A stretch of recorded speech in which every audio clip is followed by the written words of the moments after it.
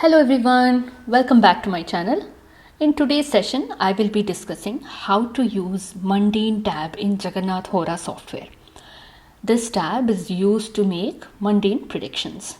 Now, let's go straight into the topic. I have opened Jagannatha Hora in front of you. Here if you see Chakras basic strengths, if you go all the way to the end, you see Mundane tab here. This one has various options. I will be touching upon each of these options.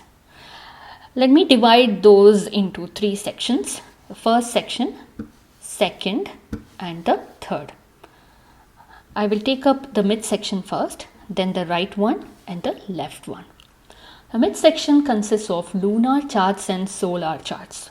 What are these? As you all know, there are so many calendars in vogue throughout India and throughout the world, and they can be broadly classified as solar calendars and lunar calendars. Solar calendar is cast based on sun's movement from one zodiac to another zodiac, and when sun completes the entire cycle, it is one solar year. And the solar ingress into each of these signs are called by the name Sankranti. For example, when sun enters Mesha, it is Mesha Sankranti. When sun enters Makara, it is Makara Sankranti. So the name of the ingress is given according to the sign in which it is, or the sign where the sun enters into. In many parts of India, Mesha Sankranti is celebrated as the beginning of the new year, and in some other parts of India, Makara Sankranti is considered as the beginning of the new year. And there is lot of importance attached to the solar entry, solar ingress into each of these signs, which I will not be talking about in this particular session. And coming to lunar charts or the lunar calendar, lunar calendars can be broadly classified again into Amanta calendar and Purnimanta calendar.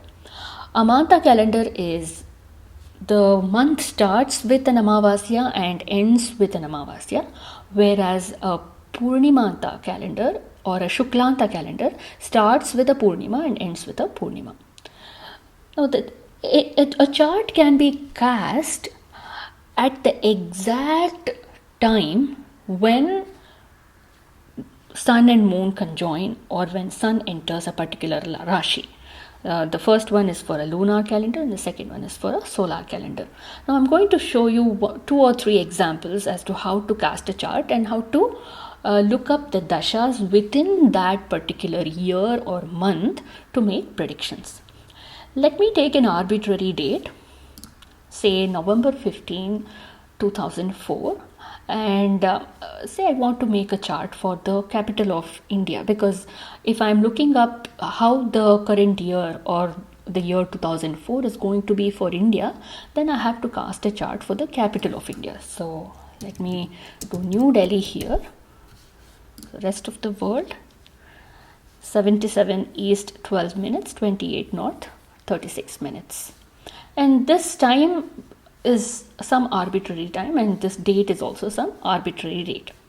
Now I want to know when Makara Sankranti was in the year 2004, and I also want to make a chart for the time when sun entered Capricorn during that year. So go to solar calendar options. So before that always make sure you have picked the right Ayanamsha for making those calendars. About 90% of astrologers use true Lahiri Ayanamsha. So go to related to calculations Ayanamsha. Make sure you have picked the right Ayanamsha. I have picked Lahiri Ayanamsha for the entire session here.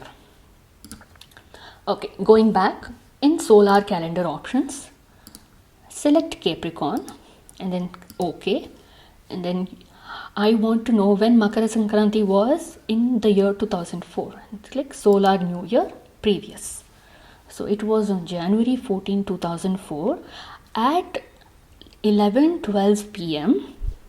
in New Delhi, and the planetary placements were as shown here on the left hand side, and you can see that you can verify the sun's longitude, sun was at 0 degree Capricorn, 0 minutes and 02 seconds. That was when sun just entered Capricorn. Now if you want to see how the year was during that, how the entire year was for India, starting on January 14, 2004, then you click on Vimshottari Dasha here, and that gives the compressed Vimshottari Dasha for that entire year. Okay, going back, let me show another example. Always remember to click back to natal chart before picking up any other chart. Let's put up a lunar chart.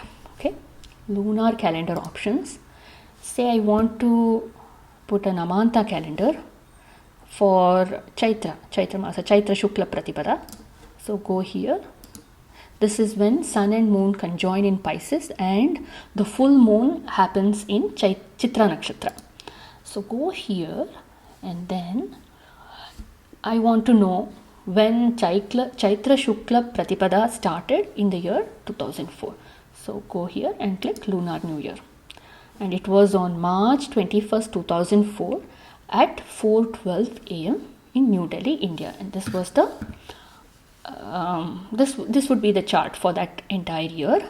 And if you see here, sun and moon are at 6 degree 45 minutes Pisces. If you want to make any predictions for that year, then we click on Vimshottari Dasha. That gives you the compressed Vimshottari Dasha for that entire year. Moving on, let me show you one last example. Don't forget to click on this back to natal chart tab. If you want to cast an Ardra Pravesha Chakra, what is an Ardra Pravesha Chakra? It is when sun enters Ardra Nakshatra. So I'm still interested in the year 2004 for New Delhi. Go to previous Ardra Pravesha. This is the chart used to make weather predictions, mainly rainfall. And sun has just entered Ardra Nakshatra. As you can see, it is in Ardra Nakshatra, first pada.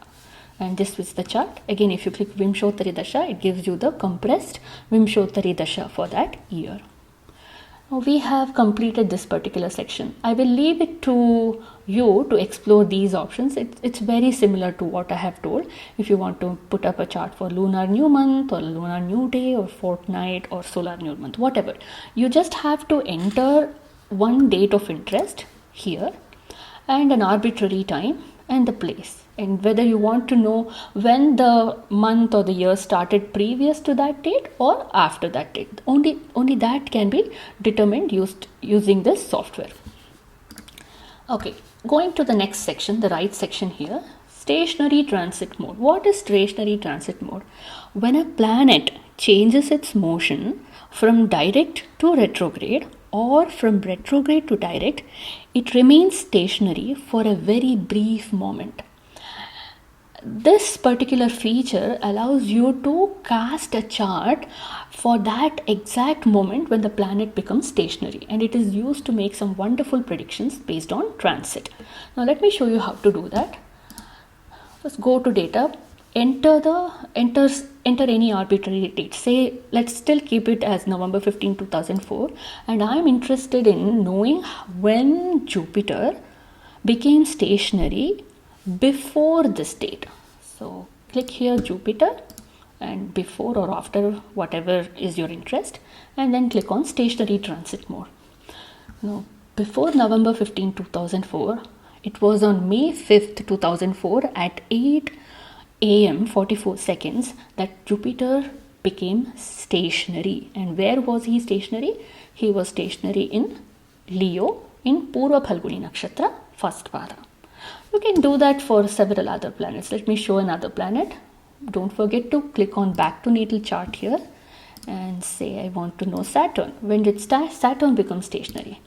Click on stationary transit mode. It was on November 8th. So now Saturn was Saturn was retrograde and he became stationary. Wait a minute. Okay. Saturn was retrograde, and when you click stationary transit mode, he became stationary on November 8th at 11:31 am before changing to direct motion once again. So this is how you get stationary transit mode for various planets. Coming to the next feature, it is the conjunction opposition mode.